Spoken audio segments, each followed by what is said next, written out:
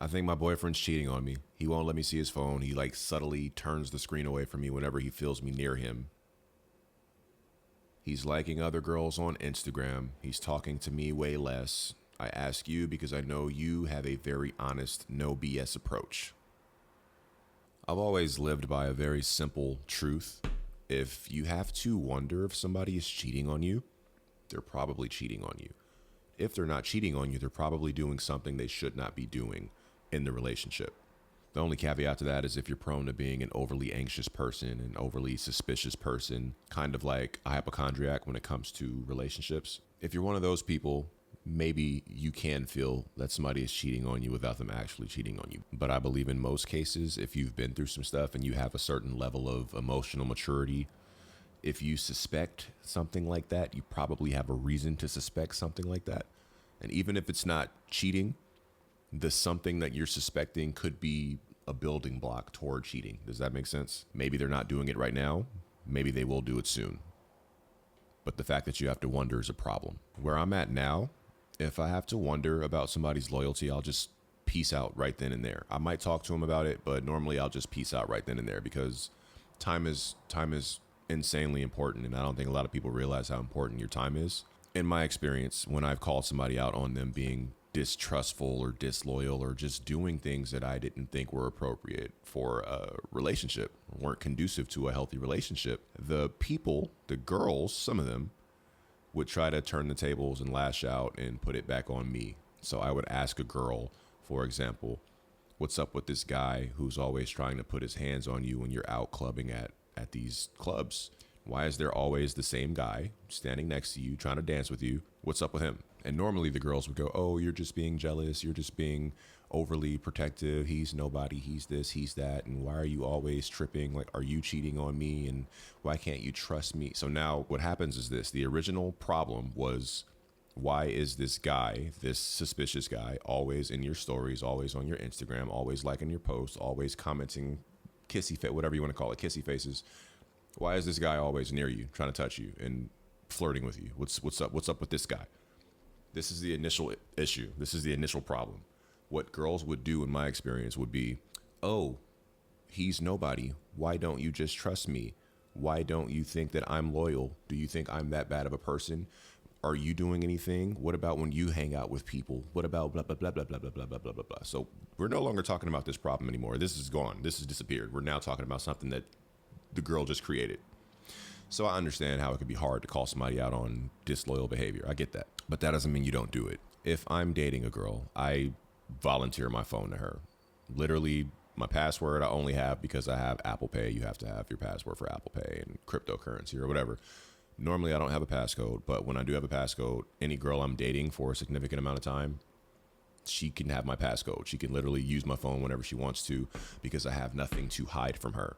If I go into a situation dating a girl and I'm going to be dating multiple girls, I'm going to tell that girl, hey, this is what's happening. I'm not just dating you. I'm kind of dating around, so there might be other girls texting me.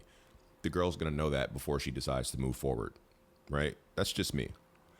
And if there's a girl I'm dating exclusively, I'm going to tell her, hey, you might see messages on Instagram from girls that I messaged like, I don't know, 2 weeks ago, 3 weeks ago, a month ago, however long ago before me and you decided to be exclusive. You might see those messages, but I am not replying to them. And I haven't been replying to them or entertaining them since I started talking to you exclusively. But you may see the messages pop up. So just the fact that your partner is kind of hiding their phone is very suspicious. I'm not saying your partner has to do what I do when it comes to cell phones. That's just me. But it's still suspicious that they're shying away whenever you hover around. They're trying to hide whatever they're doing. That is suspicious. I had a girl I was dating. She went to NYU. I think we were in New York in her apartment, and it was constantly like her flirting with guys and acting like she didn't know they were flirting with her and just kind of being stupid. And she was texting one of them, and I was like, let me see what you're talking about. And she wouldn't show me. And then it got into like this little back and forth tussle thing with the phone, and she broke her phone. So I'm sure there are legit reasons for people not sharing their cell phones. Like if you have a lot of money in cryptocurrency and you don't trust people to look into your accounts or just notes you don't want to share, I'm sure there are plenty of reasons you have to not share your phone. So maybe you can't call that one a hard red flag. Maybe call it a yellow flag. But with the other things you're saying, I would call it a red flag. Him talking to you less, red flag. Definitely a red flag. If he's talking to you less, he's probably talking to somebody else more. In this situation, liking other girls' pictures on Instagram is something that most people try to make seem very mundane and harmless and very innocent. Again, I like quotes. Nothing means nothing. Everything means something.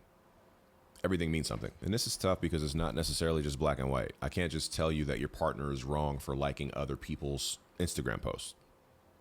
That's just not true. But again, you have to look at everything collectively. Talking to you less, hiding their phone from you, doing whatever else makes you feel like they're cheating on you, plus they're liking other people's pictures. That's a little different. I could see if it's him liking her post with the dog or landscape photography or something actually harmless. I could see that. But again, I'm imagining that he's not liking pictures like that only. He's probably liking pictures of her where she's posting herself. Her body is showing. Maybe her butt is showing. Maybe she's dancing. Maybe she's in a bikini. Maybe she's in workout attire. And maybe she just looks very attractive in those pictures. Not by itself a problem, but in your situation, I think it's a problem. So there was a girl I was talking to. We weren't exclusive. We were just in the beginning phases of talking. And she started to tell me that she wasn't really talking to any other guys and she wasn't interested in any other guys. But there was a guy whose picture she was always liking. And the guy was a person who was following me on Instagram. So me and the guy knew each other a little bit. And whenever I went to look at the pictures that she liked any picture with the guy in it unless he was with another girl. If it was him and one other girl, she didn't like those pictures. So again, it's tough to answer. It's not black and white, but when things like that happen, I'm pretty sure it means something. And it's tough because you're never going to be able to ask that person, hey, is this what you're doing? And have that person give you an honest response. I highly doubt most people are going to do that. I would do that, but I don't give most people that credit. So you'd be trying to prove something that you technically are never going to get an answer for. You might as well just go with what your gut is telling you and move the hell on. I can't speak to your character. I can't speak to your partner's character. I don't know what you're like. I don't know what your partner is like. I do know from what you told me, if you have those suspicions and you're a reasonably mature person emotionally, handle your business, talk to him about it, move on, go find somebody else or not. But that's what I would do. I would be ready to say peace out. You shouldn't have to date anybody who makes you feel like they're cheating on you. I remember your infamous Hollywood social experiment. Oh, Lord. It was insanely hot. I'm mad you took it down. For $50,000, would you do a adult tape with a YouTuber? Which YouTuber? What would you do with the money? For anybody who does not know what this person is talking about, I did a video when I was doing social experiments probably like 3 years ago now, maybe four. Wow. In Hollywood, where I had the cameraman approach women and ask them if they were willing to take part in an experiment. And if they were, they would have to be comfortable with touching certain body parts.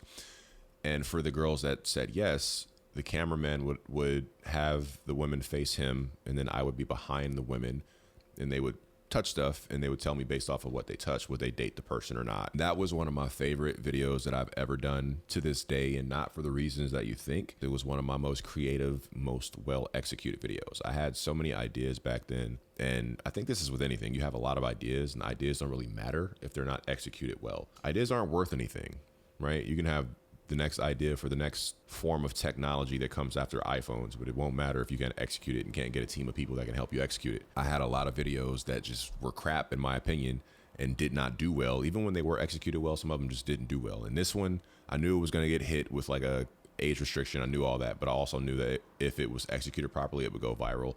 And it just validated my process. Nothing like that video had ever been done on YouTube, ever. After I made that, I saw a bunch of copycat videos, and eventually I took the video down, but that was one of my favorite videos that I ever made just because of the creativity behind it and the discipline to put up with all the rejections. But you expect rejections when it comes to something like that. Like, that's a crazy idea that not everybody's going to be comfortable with, and you obviously don't force things like that on people because you're a decent human being, I hope. Would I do a mature film for $50,000? And if so, what YouTuber would I want to do it with? So, funny story, if you've watched this channel for a while, you have seen maybe 3 really attractive girls. So you saw the girl from Denmark, who was my girlfriend at the time. You saw the girl from this video a couple of times. And you saw another girl who I did a blindfold 3-point shot contest with. Each time I posted a video with those girls, I got multiple emails of people offering me $5,000, $10,000. I think $15,000 was the most amount of money somebody offered me to do a adult film just for that person. The person wanted to pay me for a personal video of me and one of the girls. Would I do one now for $50,000? No, not for $50,000. Maybe for like $150,000 or $200,000, I probably would. And I don't know if I would do that with a random YouTube girl. I would probably do that with a girlfriend or a girl that I'm dating. And I don't really watch YouTube like that. I don't know what girls I would pick when it comes to that kind of thing. You can comment below some girls that I can go check out their channels, but I don't know off the top of my head any girls that I would say, oh yeah, her. I mean, maybe Tana Mojo, because I think she's crazy, and crazy girls are normally pretty hot. If my channel was more popular, I wouldn't do it for less than like $500K or $1 million or something. If I had 1 million subscribers and I was getting 100,000 views per video, I would definitely charge a lot more for that because it would be worth more. But right now, I'd probably do it for like 200K. But that would be a very tame video. I don't know. See, now I'm double thinking it.